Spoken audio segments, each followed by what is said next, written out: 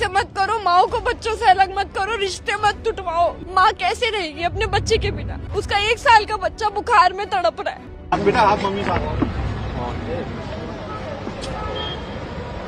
वो हिंदू ने किया, किसी मुसलमान ने की, किसी जाहिल इंसान ने किया, इससे हमारा क्या लेना देना? हमारा बीच में क्या कसूर है? हमें क्यों बीच में घसीटा जा रहा है? हमें हमारे घरों से क्यों दूर किया जा रहा है? जब रोते बिलखते मासूम बच्चों को उनके माँ से अलग किया जाता है तो सवाल उठता है। जब धर्म के आधार पर सिर्फ लोगों को कटघरे में खड़ा किया जाता है तो सवाल उठता है, या फिर आम लोगों को परेशान किया जाता है ये कहकर कि देश में आतंकवाद का खात्मा होगा, तो भी सवाल उठता है। जी हाँ, जम्मू में एक महिला 15 सालों से रह रही है अपने 2 बच्चों के साथ, जिनकी उम्र है 8 साल और 12 साल।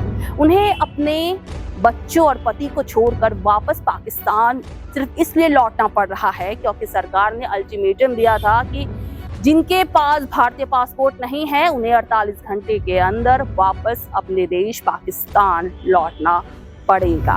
वहीं दिल्ली में एक महिला अपने 1 साल के बच्चे के साथ रहती है। उन्हें भी अपने बच्चे से इसलिए सिर्फ अलग होना पड़ रहा है क्योंकि उनके पास भारतीय पासपोर्ट नहीं है और वो 10 महीने की गर्भवती भी है। जरा सोचिए, ऐसे में इन महिलाओं की हालत क्या होगी जब उन्हें छोटे मासूम बच्चों को छोड़कर उन्हें मजबूरन अपने देश यानी कि पाकिस्तान लौटना पड़ रहा है। इन माओं की गुहार सुनिए, किस तरह वो सरकार से बार बार बस एक ही गुजारिश कर रही है कि हमारा क्या कसूर है, हमें अपने बच्चों से जुदा मत कीजिए। देखिए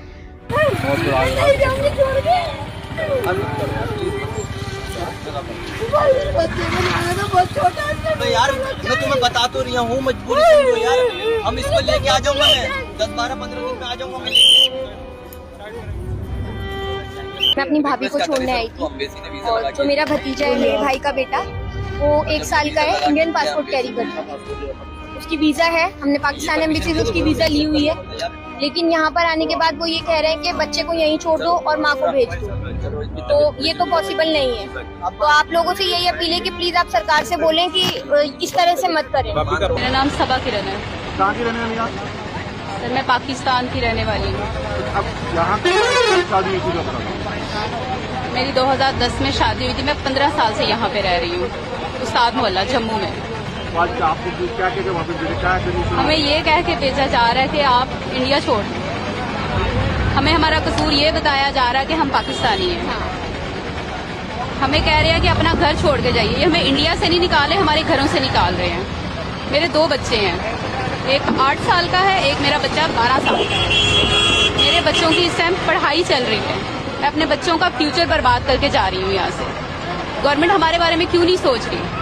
हमें यहाँ की गवर्नमेंट पे दुख है, बहुत ज्यादा दुख है। हमारा घर बर्बाद कर रहे हैं, उजाड़ के हमें भेज रहे हैं। आप दोनों बहनें? मैं और आयशा किरण, हम दोनों बहनें हैं। वो ठीक नहीं है, उनकी कंडीशन भी ठीक नहीं है। वो प्रेग्नेंट हैं। हालात में लेके जा रहे हैं आप? हालात में लेके? हाँ, 3 महीने से वो बेड रेस्ट पे हैं। 2-3 इश्यूज हैं उनको। जो हालात हुए थे, जो उन्होंने अटैक किया, तो उसको आप कैसे देखते हैं? आप कैसे कह सकते हैं कि वो पाकिस्तान ने किया है? मैं कैसे कह सकती हूँ? मेरा मानना ये है कि जो इस तरह के काम करते हैं, ना वो हिंदू होते हैं ना वो मुसलमान होते हैं। वो हिंदू ने किया, किसी मुसलमान ने की, किसी जाहिल इंसान ने किया, इससे हमारा क्या लेना देना? हमारा बीच में क्या कसूर है? हमें क्यों बीच में घसीटा जा रहा है? हमें हमारे घरों से क्यों दूर किया जा रहा है? जो मेरा जो भतीजा है वो इंडियन पासपोर्ट है उसका, और हम लोगों ने उसकी वीजा ली थी। तो अभी हमसे यहाँ पर ये बोला गया कि 29 और 30 तारीख को यहाँ से निकाल दिया गया था बच्चों को भी माओ के साथ, लेकिन अब ये बिल्कुल बहन है, अब बच्चा नहीं जाएगा बिल्कुल। 1 साल का बच्चा है और वो 10 महीने प्रेग्नेंट है, उनका लास्ट टाइम चल रहा है। बिल्कुल क्या कह रही है? मना कर दिया जाने के लिए कि वो जा नहीं सकता यहाँ से, आप जा सकते हो। और अगर वो उसको हम नहीं भेजेंगे तो कोई ना कोई एक्शन उसके खिलाफ ले लिया जाएगा, मेरी भाभी के खिलाफ। तो इस वजह से, इस डर से भैया ने उनको वहाँ भेज दिया और बच्चे को रोक लिया। बच्चा कैसे रहेगा अपनी माँ के बिना? उस बच्चे की तबीयत खराब है, उसको बुखार हो रहा है कब से।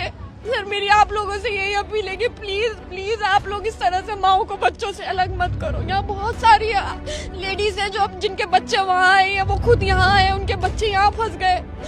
प्लीज ऐसे मत करो, माओ को बच्चों से अलग मत करो, रिश्ते मत टूटवाओ।